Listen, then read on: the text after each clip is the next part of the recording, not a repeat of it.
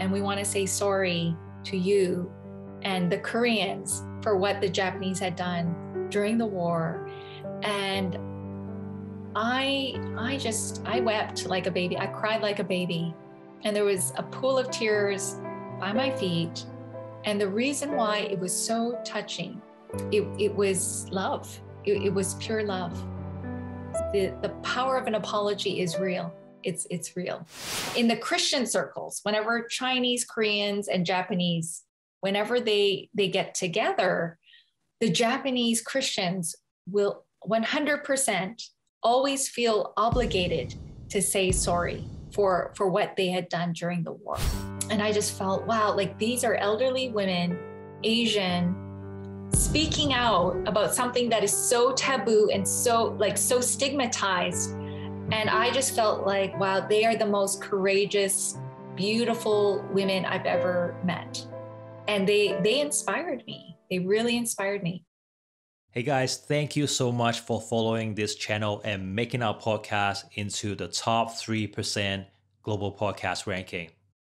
When I started a year ago, I didn't think anyone would listen to this podcast, but it was you who made this a success.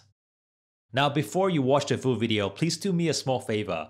Please hit the subscribe button to help me understand a bit more about your experiences and how we can improve our content. In every video, I have a deep conversation with someone whom I've recently met. We talked about different topics, including mental health, mindset, entrepreneurship, career, and most importantly, their stories on how they transform themselves from the younger self. I hope these conversations are useful to you and can bring you new perspectives. Please enjoy. Hi, good day, Sylvia. Thank you so much for joining us on this Transformative Purpose podcast. Super delighted to have you. And my feeling right now is a bit of excitement, a bit of anxiety and excitement, a new word that I picked up from the lecturer who used to coach me during my MBA. I hope the feelings is mutual here. You've done a lot of exciting work. I've got to say, as one of the top 100 influencers in human trafficking and modern slavery, really looking forward to the chat and really to learn from you, I guess, in this space. When I scroll through your LinkedIn profile, almost seems to me that you sort of went through this incredible personal journey yourself. Started off in maybe, if I may, in corporate, work in journalism, became a very successful anchor for a major television, and then you published 3 books. You're now in philanthropy. Like I said, you're doing really amazing work in 2 of the, I think, very important areas here. So really love to hear your personal story, right? What were some of your life's ups and downs moments which led you to where you are today? Sure. No, thank you so much, Aaron. You're just such a lovely, sincere person, and you're doing amazing things in the world as well. And yeah, it's an honor to be here.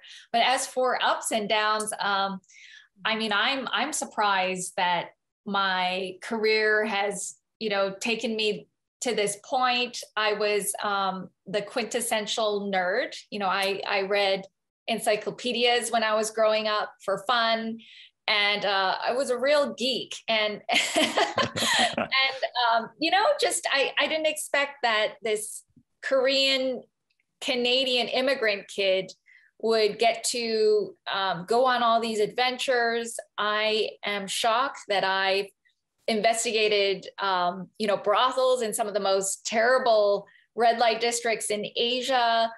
I've been in very close calls, like near-death experiences, and I don't regret it. And it's something that I encourage everyone to take more risks, to dare to be different.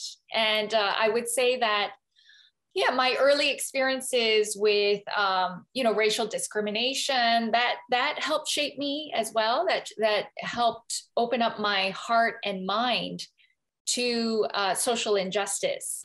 And I'm glad for it. I'm grateful for it. Otherwise, I would have been, this sheltered suburban girl, who would have grown up very sheltered, living a very comfortable life, or the white picket fence life. And I'm so glad that I had the guts to immigrate back to Asia in the opposite direction of my parents, who immigrated from Korea to Canada when I was 2.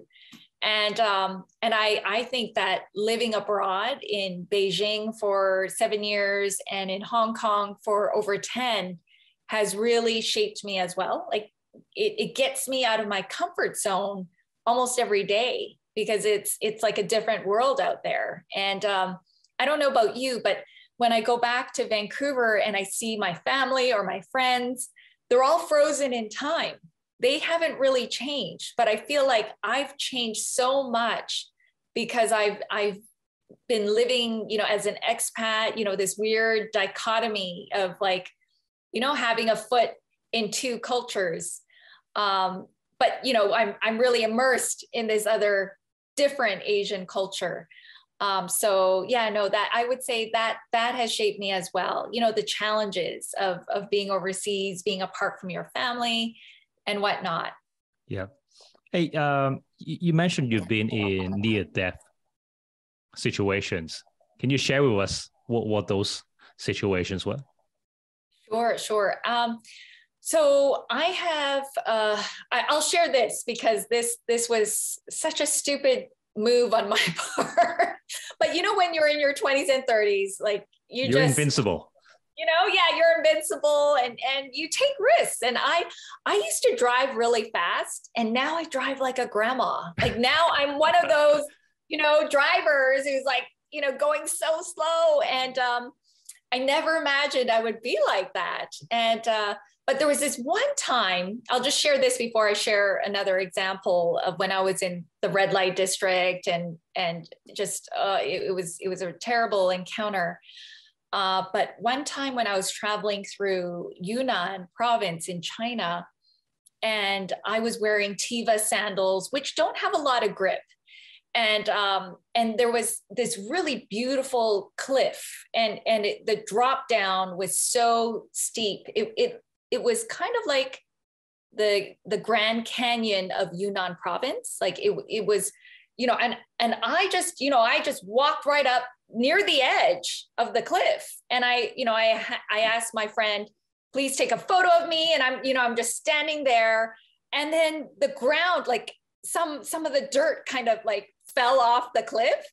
And there were like dozens of people in China, because everywhere you go in China, there's going to be like masses of people, right? And, and I can hear everyone gasp, and they were like, because I could have slipped had I like miscalculated, or if I had stepped on like a very slippery surface, I would have gone backwards. I wouldn't be here today. And that, sometimes I'll think about that once in a blue moon. If I see like some news on, about some people on social media who fell off a cliff because they were taking a selfie, and then I'll think of that moment and I will shudder. You could be that person. Yeah. But everything does happen for a reason, doesn't it? Like I've always felt very spiritual or philosophical about, it's not my time to go. Things aren't just a coincidence. There's a reason why things happen. And through the process of my philanthropy work, because I was a dual career person, I had a 2-career track. And when I was doing my philanthropy work for family offices, I was directing funding to anti-trafficking work and to anti-poverty and other humanitarian aid projects. And so I had the honor of being able to investigate and go into some of the brothels and in the most notorious red light districts in Asia. And also through my journalism work, I documented these stories for the purpose of wanting to tell the world and mobilize people to take action. And so there was this one brothel in Myanmar, and I remember going in there with a frontline worker, And I was speaking with some of the girls because I wanted to, document and prove that these girls were there against their will. They were lured there. So I was trying to extricate some information just in a very subtle way. And then I remember just suddenly I got really creeped out by the pimp trafficker, the pimp who was there. And he looked at me with such evil intensity is how I could, the only way I could describe it. He just looked like, I felt like if I could have described what a demon looked like, it would be his eyes at that moment. And I remember it was that precise moment that I realized, wow, I am in a brothel in Myanmar where there isn't any like police that could help bail me out. I'm with a frontline worker. We were in a dangerous situation, and I just quickly, I remember after he started asking me questions, and I remember just quickly turning away from him in a subtle way and talking to somebody else, and then saying to the frontline worker, I think we need to leave.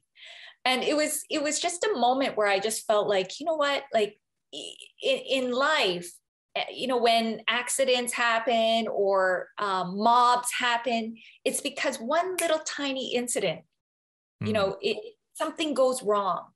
And so that I felt like, it was quite perilous when I look back at that time. And then another red light district in China, where they accused me of uploading video of the women who were selling their bodies, and they were behind this glass balcony or this kind of glass sliding door. And they were accusing me and another frontline worker of posting on Weibo. And we said, no, we didn't. And I had deleted the footage like seconds before they came to the car, told us to get out. And I thought, okay, this is it. This is it, because the area was so pitch dark because there were no street lamps. And this is how rural it was. But one of the thugs cried out, the police are coming. And then they scattered like cockroaches, like bugs. And that was kind of my first miracle, because I there is no police in that part of town. So I've had in hindsight, I've had these experiences, and I'm really grateful for it, because it helped me identify with the women who were trapped in trafficking, and they don't get to leave. I have the privilege of being able to come and go as I please. And I have these privileges. You and I have these golden privileges. We can choose whatever job we want. We can move anywhere we want. We can make a salary. But the people that I've been writing about, those who are trapped in slavery, and there are 50 million of them all over the world, these people do not have these rights. They do not have these privileges. So it struck me, many years ago when I was in high school, that, wow, had I been born at a different time to a different family, my destiny would have been different. And I thought of that in context of learning about Japanese wartime sex slavery, or euphemistically known as the comfort woman, for the first time. And I realized then that, oh, wow, like, what if I was born, during World War II, or at a time when I would have been a teenager during World War II? What if I was born then? It could have happened to me. And I think that has been the great motivator for me, that, it could happen to anybody. For sure. I like how you mentioned, that's not a choice that we can make, right? The family that we're born into, the times that we are born into, right? And I think all of us, we need to, I guess, appreciate the things that we have, and use our privileges to help others who are in need. You mentioned about you've been managing these 2 dual career tracks. Tell me about it. How do you manage it? For me, I do volunteering during my spare time, my leisure time, my weekends after work. But I was really interested to hear, how do you manage to manage these dual career tracks that you're referring to? Yeah, well, not perfectly. I stumbled into it. I love doing different things and like different job projects, like work projects. I love staying busy. I get bored easily. So maybe because I get bored easily, I became a dual careerist where I was juggling two careers, sometimes at the same time, sometimes at different times, where I would switch back and forth. And I think it happened because I moved abroad. And when you are overseas, there are certain opportunities, especially in the world of philanthropy and humanitarian aid, that it wasn't possible for me to pursue that in Canada, unless I worked at a government agency giving out humanitarian aid to other countries, which is a possible career track. But then I wouldn't have been able to do as much on the side.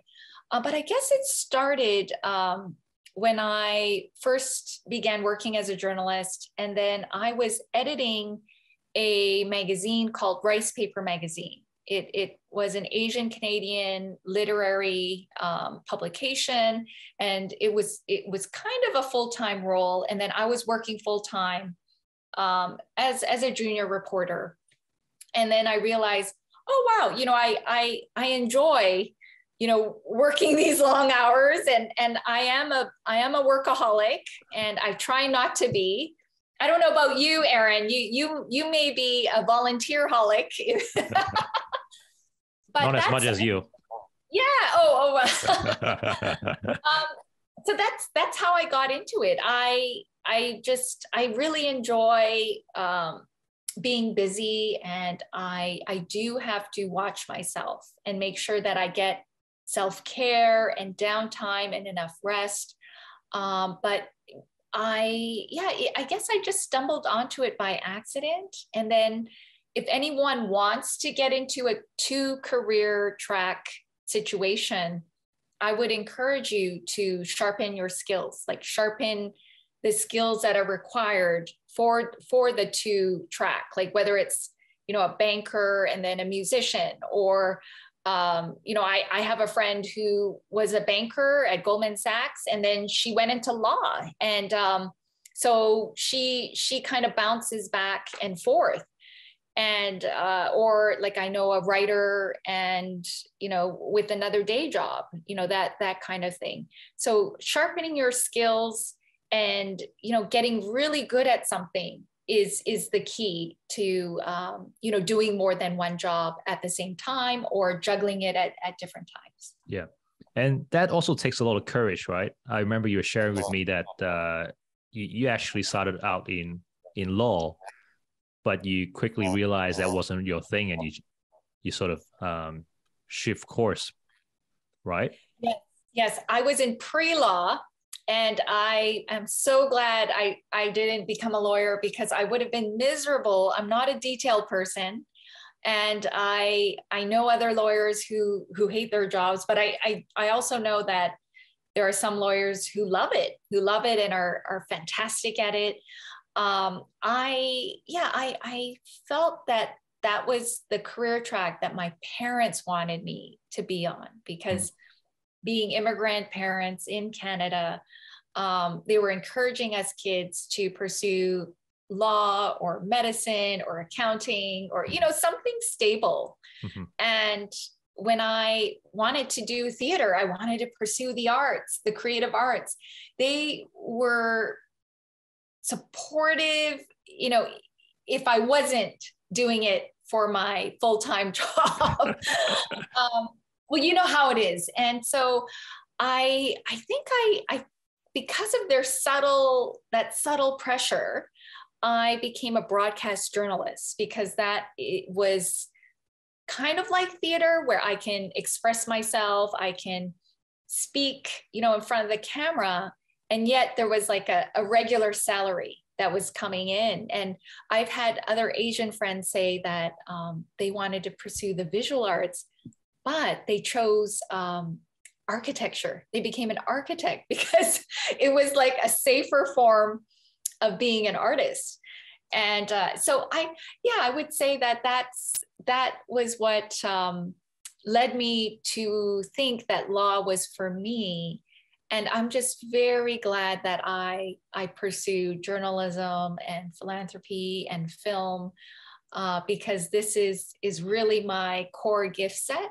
And my purpose in life, I really believe, is to use my communication skills, my networking and people connecting skills to help those who are in need, and to mobilize money, mobilize volunteers, and to tell people about what's going on about a certain topic like sex trafficking, and I want to help these people come out of their suffering.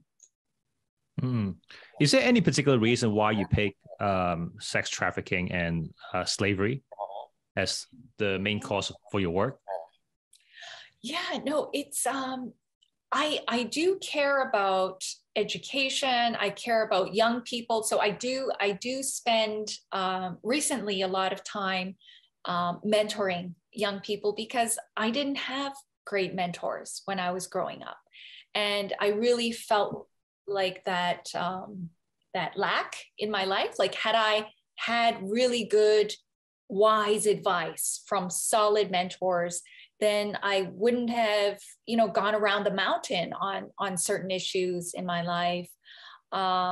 So I care about, young people, and I care about women's empowerment, and there are other issues that are near and dear to my heart, and North Korea aid, helping North Korea. I want to help the people inside, especially those who are starving. But with sex trafficking and human trafficking, it was something that I kept stumbling into. And so when I was 16, my mother told me about Japanese wartime sex slavery, euphemistically known as comfort woman. And it was just so jarring, when I learned about it. And I didn't read about it in our Eurocentric textbooks, and I didn't have any kind of Asian representation in media or society. There was no one who looked like me on TV. And so I really felt that I needed to write something. I needed to tell the world what was going on, because it was an untold story. It was a chapter of history that didn't have closure, that the wounds of history were still seeping out and still affecting people with generational trauma, generational pain, generational distrust of the Japanese, like within the Japanese, Chinese, Korean communities. And I felt like, this is something I need to do. And I remember as a junior reporter, this was one of those turning point moments. I interviewed Gay McDougall. She's a renowned civil rights lawyer in the US. And she had authored, as a special rapporteur at the United Nations, a thick report on Japanese wartime sex slavery. And I had interviewed her as a junior reporter, and I really didn't know what I was doing. I was, but bless her heart, she was so kind. She was so respectful and patient. She took the time for me, and I'll never forget it. And that's why with young people, I will try to do the same. I will try to pay it forward. And Gay McDougall told me that the Japanese government had spent a lot of time and money trying to bury and cover up her report on Japanese wartime sex slavery. And when she told me that as a junior reporter, I knew that this is an issue that I'm way in over my head. And yet I couldn't walk away. And so there was something inside of me that loves the challenge, I guess. And maybe that's what led me on this unconventional path. I am a risk taker, and I get bored easily. And I have a passion for telling untold stories, and, and to see healing, healing of generational pain. And so I've been involved in grassroots racial reconciliation efforts, trying to bring the Japanese together with the Chinese and Koreans.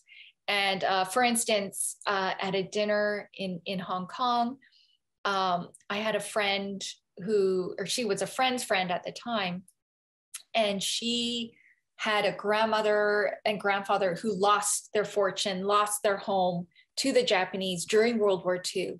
And when she learned that we were gathering together Korean, Chinese, and Japanese, she just couldn't look at the Japanese people in the room. I mean, this was only 2 or 3 years ago.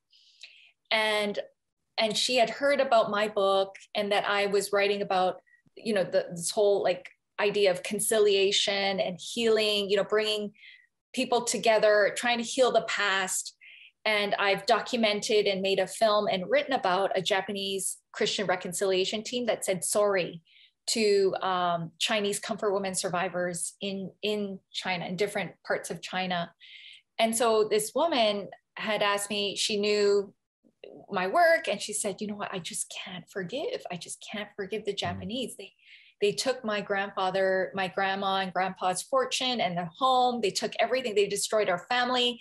And I encouraged her. I said, as an act of your will, can you try to forgive and just release forgiveness? Because you will be the one trapped in bitterness and unforgiveness. It's only hurting you. And someone said that unforgiveness is holding a grudge against someone and drinking poison and expecting that person to be affected by the poison, right?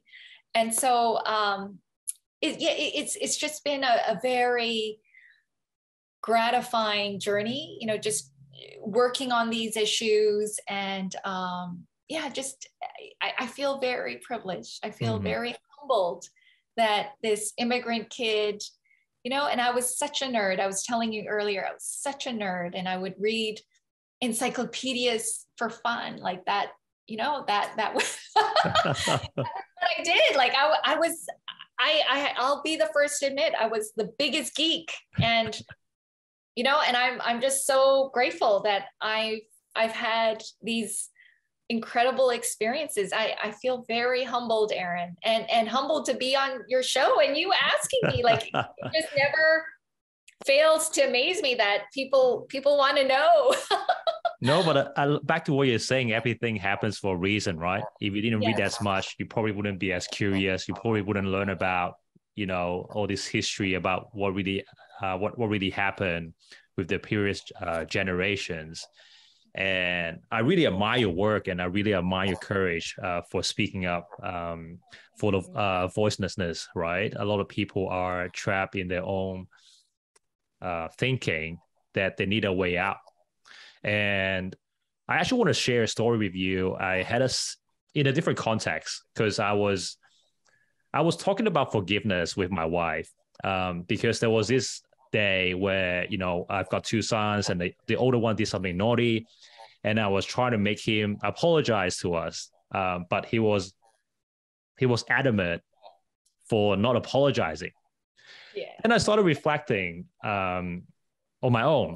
I was like, why do I want him to apologize to me? I guess there are a couple of reasons. One is I want him to know what is right and wrong.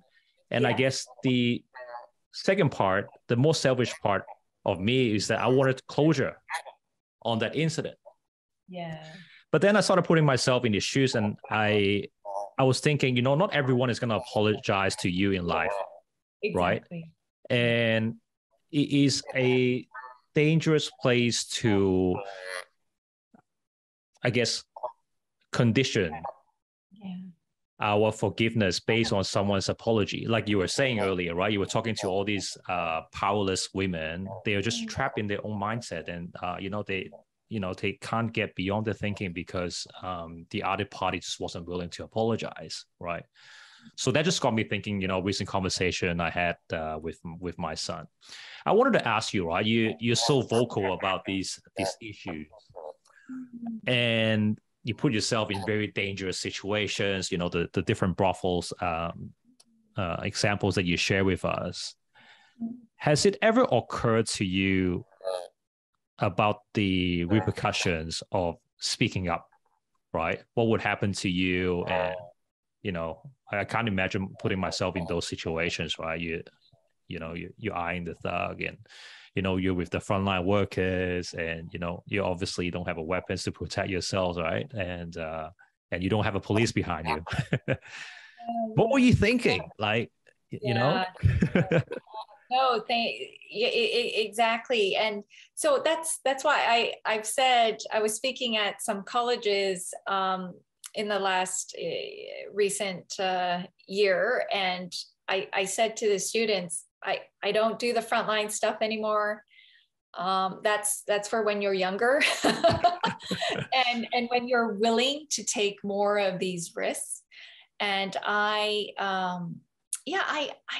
didn't realize that it would be that dangerous, when I went into it, because I had this perception, which I realize now is wrong, that the frontline workers, knew what they were doing. But as I said, like mass mobs, something so simple can set things in the wrong motion, and things could go awry.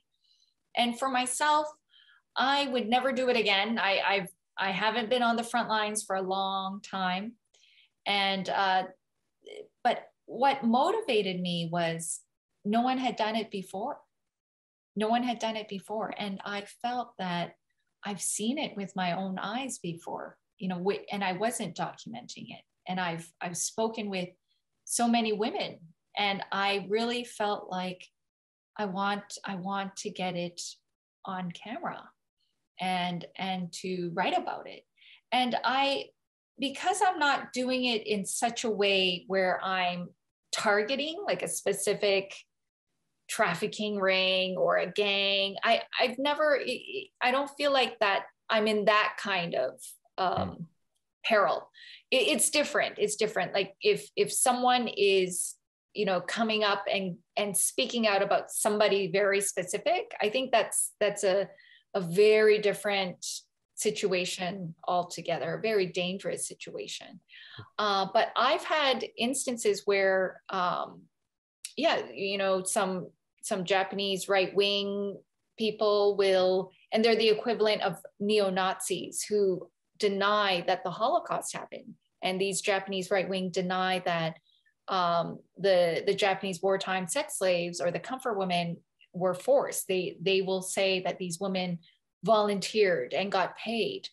But I've had them, say certain comments, but I haven't had a massive attack from them. And it could be because my message is balanced with, we need reconciliation. Mm-hmm. We need healing. Mm-hmm. And let's heal the past, right? So I'm not merely saying, Japan did this wrong and you are, I'm not simply naming and shaming and that's it. I'm actually just sharing the truth, trying to lay a foundation of truth so that both sides can come together at some point and, on a grassroots level to bring that healing and reconciliation. Because something that many people may not be aware of is that whenever in the Christian circles, whenever Chinese, Koreans, and Japanese, whenever they get together, the Japanese Christians will 100% always feel obligated to say sorry for what they had done during the war, for military sex slavery, for the rape of Nanking, so on and so forth, and to the Koreans for the colonization of Korea before and during World War II. And they had, murdered, they had killed a lot of the pastors and all of that. But it's something that is still there, and that I want to get to a place where the Japanese won't feel that way anymore, right? So I feel like I want to be more balanced about it, and even with the investigating the trafficking rings, I didn't feel like I was the one in danger. I felt like the frontline workers were more so, because they were they were going out there regularly, right? To help the women. And so, yeah, that's what I think. And I think you had another question about your son, about the apology, the power of an apology. I was in Hong Kong in 2008, and a friend of mine told me that a Japanese group was in Hong Kong for a short time at this church, and they were apologizing to the Hong Kong Chinese for what they had done during the war. And so a friend said, why don't you come? They may apologize to you. So I sat there, and because I had grown up in Canada, I didn't really identify with being Korean. I didn't really feel like, their apology could touch me. And when they did turn to me, so they first apologized to the Hong Kong Chinese, and actually they were all weeping, like the whole church, and there weren't that many people there. It was during the week. And I was shocked that they were crying so much. And I just sat there and was still very cynical. And they turned to me and said, we want to apologize to you, because they knew I was Korean, and we want to say sorry to you and the Koreans for what the Japanese had done during the war. And I wept like a baby. I cried like a baby. And there was a pool of tears by my feet. And the reason why it was so touching was it was love. It was pure love. So that's why I think the power of an apology is real. It's real. Thank you for sharing the power of apology. I want to shift gear and talk about journalism. I think just looking at, I guess, your face and my face, I think we're probably born in the same generation. The contents and the media world, as I've come to know it, have changed a lot for me. I guess, thanks a lot to the advent to technology, a lot of the contents are being decentralized. But they also comes with a lot of challenges with governance, empowering, I guess, lots of different individuals to write their own contents, right? How do you feel about journalism and sort of the online media world these days, compared to when you first started out in your career? Well, actually, I don't think about it. I no longer identified as a journalist as of 2014. And I left right before the Occupy Central protests. And that was when journalists were getting tear gassed. And, it's been a really rough last several years for my former colleagues, when I was in that world. And I believe that we need the truth more than ever, because there's so much fake news on the social media apps and platforms. And now everyone is a citizen journalist in a way. If you are on Twitter, you can make up a story, or Instagram. There are gossip accounts on Instagram that people look to, because it has solid, credible information about celebrities or whatnot. And so I do support strong and credible news agencies. I won't say what, but I don't take all news outlets as seriously because some of them have an agenda. They're either, on one side of the spectrum or the other. And I try to look to news outlets that are, in the middle of the road. And be more balanced. Right. And just reporting what's going on. I don't need opinion because I have my own opinions. So to answer your question, I don't really think about it anymore. I just know that I've become a lot more careful, a lot more cynical about what I'm reading. And that is something that I never imagined like 20 years ago when I was starting out, as a junior reporter. And now, I mean, there are benefits too. I mean, that, people can voice out, right? And you don't get punished for it. Right. Yeah. Or they can get punished for it. Yeah. No, I mean, yeah, that's the scary part, I suppose, that people can get punished for something they post on Facebook.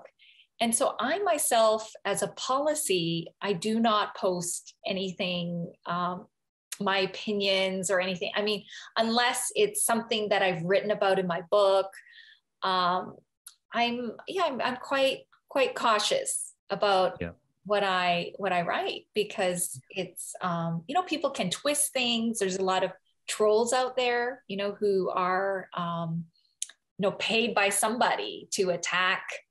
Yeah. And didn't know that was a career. Yeah. I didn't know that. Yeah. You get paid for making someone look bad. And I didn't know that. I didn't know that it was a career. Wow. Yeah.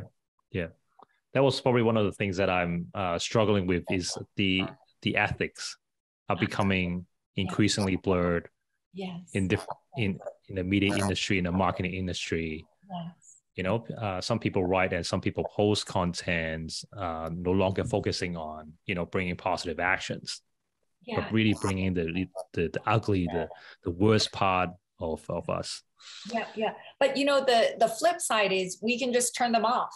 We have so many choices now, and it's an influencer culture, isn't it? Where, if you have a following, then that person has, a lot of sway with people and a voice.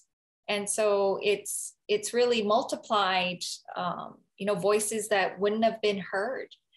So in a way, it's leveled the playing field, so that the news media isn't in the hands of a few organizations or companies. Yeah. You've done so many interviews. You've written 3 books.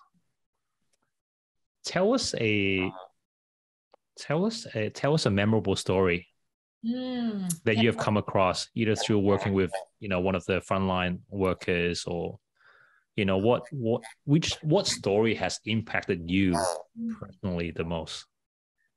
Yeah, I mean, so many. Like I could share like 15 stories right off the bat. One that comes to mind was the North Korean young woman who was in her mid to late 20s, and I had met her in China, and she had told me, I think she was sold as a bride. Yes, she was sold as a bride, and then she escaped. And she admitted to me that in order to survive the famine inside North Korea, that she had to eat human flesh. She had to resort to cannibalism. And I remember she looked so sweet, and she looked, yet there was this steely determination underneath her sweet, pretty exterior. And it left a profound mark on me. And then there was another Chinese young woman who was in her early 20s, I believe early to mid 20s. And she was chained up like a dog because she was sold as a bride to an elderly farmer. So she was 14, and her elderly farmer husband was in his 70s, because there is a gender imbalance in China, 20 million more men than women because of the one-child policy that was scrapped. And but she had a bright countenance, because the Christian NGO that had helped her had given her some trauma healing therapy, and she really felt this conviction that she wanted to warn other women and make sure they didn't go through what she went through. And who else is there? Yeah, and the elderly wartime sex slave survivors, the euphemistically known as comfort women, they've changed my life, because I was a very comfortable person, before I met these women. And, on the selfish side, I didn't really care about, dedicating my life to speak for those, to be a voice. And for these elderly women, they were telling me about what they went through, and that they don't hold any resentment towards the younger Japanese generation, and that they just wanted a sincere healing apology that would bring closure once and for all from the Japanese government. And they asked me, tell my story to the world. And I just felt, wow, like these are elderly women, Asian, speaking out about something that is so taboo and so stigmatized. And I just felt like, wow, they are the most courageous, beautiful women I've ever met. And they inspired me. They really inspired me. And I could go on and on, the frontline workers, my husband, Matt Friedman, who inspires me because he's so committed. He's committed to helping those in desperate need. So those are some of the off the top of my head people. Yeah. Now, you two are truly incredible, and I need to set up a separate interview with your husband to understand a bit more about, what he's doing. Yeah. And I think it would be great to hear from a woman's and from a man's perspective, on similar issues, and truly admire the work that you guys are doing. Oh no, thank you. Yeah. You're too kind, Aaron. You're so accomplished, and I'm glad we're having this chat. Yeah, no, I wish we could do a little bit more just to help the world to become a better place. I want to talk about the future. Yeah. I want to talk about how can each of us help with these two important causes that you're working on, right? How can we help? Yeah. Sometimes. So I've been to these countries, Thailand, Cambodia, and whatnot, and I see. Very often when I see, and I've visited some orphanages to visit some of those children, but obviously I haven't been to those very dark places that you've been to, right? Mm-hmm. Mm-hmm. So could you give us some examples of how we can help? Because sometimes when I see, when I go to these places and I see children are begging for money, I don't know whether to. There's just one small example, right? I don't know whether to give them money. Yeah. Or not give them money, because if I give them money, it's like I'm incentivizing the people who are behind it to do more of the begging and the abusing of the children, right? But if I don't give them money, I'm also scared that children might get in trouble for not getting enough money back to whoever was in control. Yeah, exactly. So, yeah, I would love to hear, what could we do as humans to help with your causes? Sure. And I'll just quickly mention that ordinary Hong Kong people, Taiwanese, Malaysians are being lured and scammed with false job promises into Cambodia, into Myanmar, and they're being beaten. And the news reports say that some of them are getting killed. And these are young people, these are university graduates who are getting trafficked.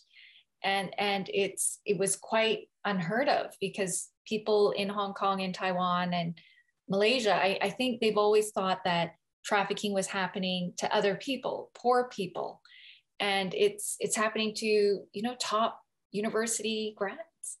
And so one area that people can make a difference is awareness. And it's raising awareness to the young people, and telling them, if there is a job offer that sounds too good to be true, and they're asking you to travel to Cambodia or Thailand or Myanmar, I mean, look into it, because this is what's happening. Share the articles. And as a philanthropy advisor, I am advising any donor that I know of any size, any amount of money to give to the Mekong Club. And I'm raising 2 million Hong Kong dollars for their strategic initiative in guiding, mobilizing, educating the corporate world. And the reason why is in the front lines, unless you want to support shelter work, I feel like it's an endless money pit in a way. And so for the last many years, I've been shifting people to think strategically about their giving. Okay, so this is one area. It's you can give to make a difference if you do not want to actually volunteer your time and talents. And so strategically, I feel after I've done the due diligence on so many NGOs, and I feel that the biggest, most cost-effective difference is being made by the Mekong Club. And it's because they are working with professionals, the influencers at the top, who can make decisions in a matter of a day. Whereas if someone is busting down a brothel door and rescuing girls, the traffickers are just going to replace the girls who got rescued with like 10 more girls, And so there's this never-ending stream of slaves in that world. And so I feel that with the corporates and people in the marketplace like you and me, to target them and to raise money, not to raise money, to raise awareness among those who are working like you and me, because we can donate our time and our talents as well. So it's not just money, we can offer our skills. And so I felt that with this movement of corporates that Matt, my husband, has been working on through the Mekong Club since 2011, I feel like I've seen more change, more people being helped than other frontline work where there's 10 girls in a shelter. I just feel like it's just this never-ending thing. Mm-hmm. Whereas if you're working and you're galvanizing and mobilizing the influencers, they can make decisions that will ensure that there's no exploitation and forced labor and human trafficking in their factories, like down to the third, fourth, because they will be committed to rooting it out. Mm-hmm. And the Mekong Club also has technology tools, like they have, they're part of a prize app that they launched, which helps migrants who are trafficked communicate to the police, to law enforcement, using an app that speaks in their language. They can tell law enforcement that, yes, I've been trafficked, my passport has been taken away, I've been held here against my will. And so there are these other blockchain solutions, anti-money laundering solutions that target the criminal proceeds of trafficking. And that's another way to shut them down. So after being in philanthropy and investigating trafficking in the underworld for 20 years, and also being involved in doing the due diligence on NGOs since 2005, I would have to say I am 100% sure that the way to go, the way to make a real difference is now with this movement of that the Mekong Club is spearheading. And they're doing things in the metaverse, upholding human rights, standing against sexual exploitation in the metaverse, because it's not, there's no regulations around that. And this is the world that the next generation will be immersed in, Yeah. So yeah, that's my take. It's raise awareness, right? Get educated about what's going on, raise awareness, through your social media, with your friends, have people listen to this podcast, right? And the other thing is donate, donate money to an organization that you trust. And in my case, I'm telling donors of any amount to give to an organization that I vouch for and that I've helped build up. And the third thing is volunteer your time and talents. Like if you're a tech expert like you, there are a myriad of ways that you can help, either an NGO or, somehow you can start a project on your own. So yeah, those are the main ways. And if anyone wants to know more and they're interested in a free talk on modern slavery that myself and my husband, we give, or, we have a team of people who also do the same, we'd be happy to arrange it. And anyone can get in touch with me on LinkedIn. Yeah, now very inspiring. I'll be sure to include a link when we post this episode out. Before we wrap up our conversation, I want to ask you 3 questions. Sure. Yeah. So I've been doing this with probably for the last 10 episodes now. So these are just spontaneous questions that I come up on top of my mind. Just try to understand the speaker a bit more. Sure. So if you're ready, I'm gonna go for it. Yeah. Sylvia, your favorite color? Pink, believe it or not. And the second question, how do you keep yourself sane? Do you have any daily habits? Exercise. I run, I weight lift. It's what keeps me from being a stress ball, an anxious stress ball. It's running on that treadmill. It's doing my lunges and also praying. I'm a Christian. I'm a spiritual person, and I pray and I have a faith. I think about things. I process. I journal. Yeah. Journaling helps so much, and my faith is actually what motivates me the most. It's because I believe that we have to help others, love one another. And I hope that everything that I do and write and my film work, I hope it's through love. I know that sounds cliche, but and sometimes I'm hard-nosed, and sometimes I will ram something through because I really believe in it. It doesn't mean I'm like, what's the word? A pushover or nice. Yeah. You can be loving and strong. So that's what I stand for. And last one, your secret recipe for dealing with differences and conflicts with your husband, now that you guys are working on the same project most of the time. Well, you know what? We try not to work too closely together. And one of the secrets is not talking about work. And we don't really talk about work when we're hanging out. And we don't talk about anything heavy, and we just enjoy one another. And that's the secret. And the secret is also forgiving immediately and not holding on to grudges. I think that's key, and just unconditionally accepting one another, because the couples, and like us, we have certain fights that come up, like the same fight that comes up over and over again.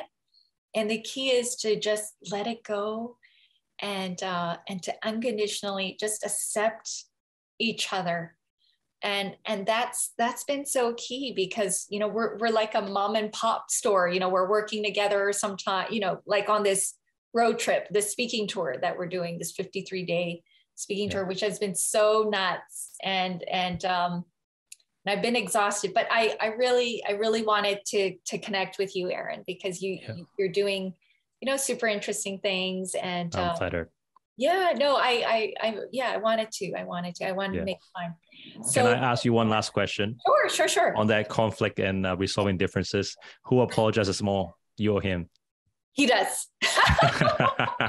He does it first, and then I will. And you're coming for the closure. yeah, because Matt's a very good husband, and he will always say, "You're my perfect wife," and he just gives me blanket forgiveness and blanket unconditional love. And he's been such a great husband, I have to say. And he gives advice to other husbands, and his secret is, when your wife is getting upset, and right before she's about to get angry, just hug her, and that will neutralize her, or tell her that you love her, and that will neutralize her like that. And he does that with me, and it works. Well, I'll try on my wife next time when we argue then. Let me know how that goes. Yeah, sometimes that second goes too quickly and you sort of miss that chance.